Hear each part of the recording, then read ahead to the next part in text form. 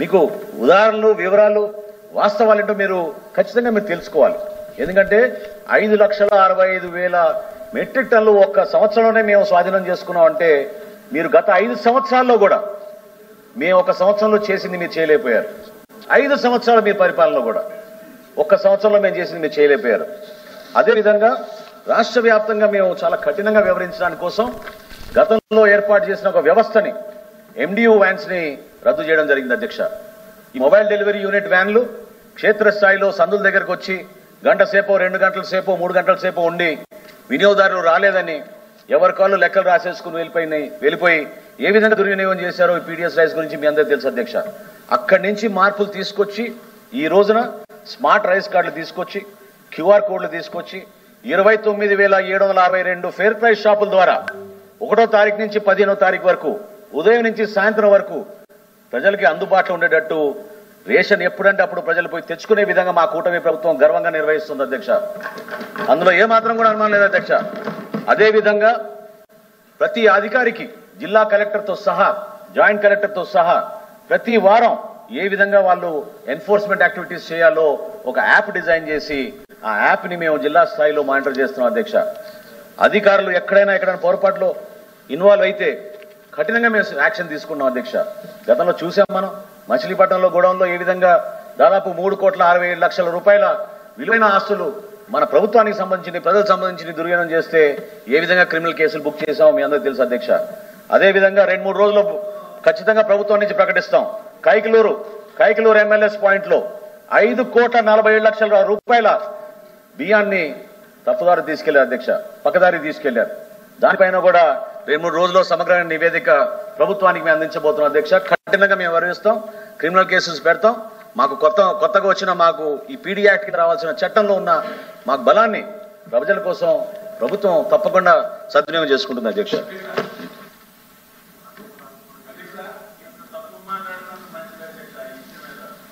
సరే అధ్యక్ష, అలాగే అధ్యక్ష మీరు చెప్పినట్టే ఫాలో అవుతాం అధ్యక్ష. జగన్మోహన్ రెడ్డి గారి నాయకత్వంలో పేద ప్రజలకి మీకు అదే సబ్జెక్ట్ అధ్యక్ష, అదే చెప్తున్నా అధ్యక్ష. మా ప్రభుత్వంలో, మా జగన్మోహన్ రెడ్డి గారి ప్రభుత్వంలో పేద ప్రజలకి ఎక్కడా కూడా నష్టం జరగకూడదని, పేద ప్రజలకు ఏదైతే ప్రభుత్వం ద్వారాగా అందే పథకాలు ఉన్నాయో ఎక్కడా కూడా కరప్షన్ జరగకూడదనే ఉద్దేశంతో కఠినమైనటువంటి నిర్ణయాలతో ఆ రోజు జగన్మోహన్ రెడ్డి గారు ఎలక్ట్ చేశారు. ఆ రకంగా వెళ్ళిన మూలనే ఆ రోజున కేసులు కానీ తప్పుకున్నాయి అధ్యక్ష. ఇన్ని మెట్రిక్ టన్నుల బియ్యం ఆ రోజున దొరకలేదు అధ్యక్ష మరి ప్రభుత్వంలో. కానీ ఈ రోజు మీరు ఇప్పుడే సంవత్సరం అవుతుంది అధ్యక్ష, సంవత్సరం అవుతుంది అధ్యక్ష.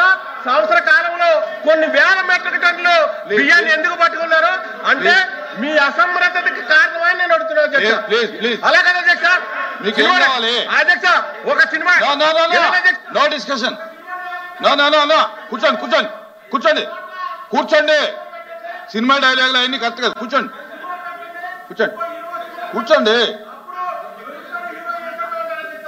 ఇజ్రాయల్ గారు కూర్చోండి. అచ్చెన్నాయుడు గారు ఒక డైలాగ్ ప్లీజ్ అధ్యక్ష.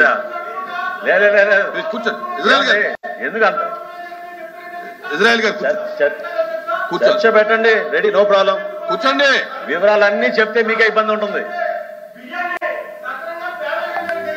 Okay, please.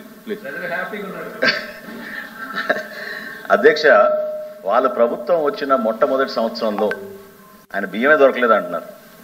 మొట్టమొదటి సంవత్సరంలో వాళ్ళ చిత్తశుద్ధి ఎంతవరకు ఉందో మీకు తెలియాలి అధ్యక్ష. మొట్టమొదటి సంవత్సరంలో వాళ్ళు స్వాధీనం చేసుకుంది కేవలం 51,000 మెట్రిక్ టన్నుల బియ్యం అధ్యక్ష.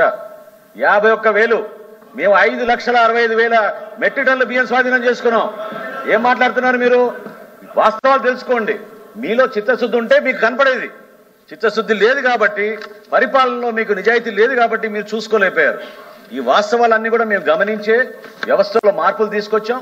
గౌరవ ముఖ్యమంత్రి గారు కూడా ఒక సిట్ వేశారు అధ్యక్ష. IG ఆఫ్ పోలీస్ ఆధ్వర్యంలో తప్పకుండా అది కూడా ఇన్వెస్టిగేషన్ జరుగుతోంది. రాష్ట్ర వ్యాప్తంగా ప్రక్షాళన దిశగా మేము ముందుకెళ్తున్నాం అధ్యక్ష. టెక్నాలజీని వాడుతున్నాం, ఫేర్ ప్రైస్ షాపులు తీసుకొచ్చాం, కొత్తగా మేము QR కోడ్, స్మార్ట్ కార్డ్స్ తీసుకొచ్చాం, ఈ పాస్ మెషిన్స్ మార్చాం. ఈ వ్యవస్థలో టెక్నాలజీని ఉపయోగించుకుని పొరపాటు జరగకుండా ప్రజలందరికీ మేము మేలు చేయాలని మా సరుకులు ఖచ్చితంగా క్వాలిటీ కానీ పొరపాటు లేకుండా ఉండాలనే ఉద్దేశంతో మా ప్రభుత్వం ముందుకెళ్తుంది అధ్యక్ష. ఓకే ప్లీజ్ కూర్చోండి కూర్చోండి సార్, ఇంకా కూర్చోండి సార్, కూర్చోండి. ఇంకో క్వశ్చన్ సార్. అచ్చెన్నాయుడు గారు చిన్న విషయం. కూర్చోండి. ఇప్పుడు కొవ్వూరు నియోజకవర్గం ఈస్ట్ గోదావరి, అక్కడ పెద్దెం అనేటటువంటి గ్రామంలో గేదెలు చనిపోతున్న ఆ విషయం మీ దృష్టిలో ఉంది.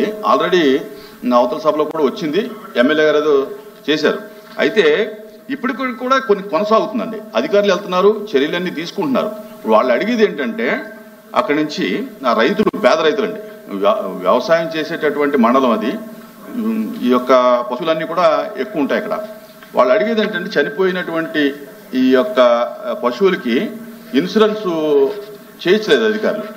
దానికి ఏదన్నా అవకాశం ఉంటే వాళ్ళకి ఇన్సూరెన్స్ వర్తింపజేయటం, లేకపోతే కనుక ఏదైనా పథకంలో వాళ్ళకి ఏదైనా గేదెలు ఇవ్వటం, లేకపోతే కనుక లోన్ ద్వారా, బ్యాంక్ లోన్ ద్వారా కనుక రీప్లేస్ చేయాలని చెప్పి వాళ్ళు అడుగుతూ ఉన్నారు. అది ముఖ్యంగా ఏంటంటే దాని మీద ఏదైనా రిపోర్ట్ వస్తే కనుక ఇమీడియట్గా యాక్షన్ తీసుకోమని అడుగుతా ఉన్నారు.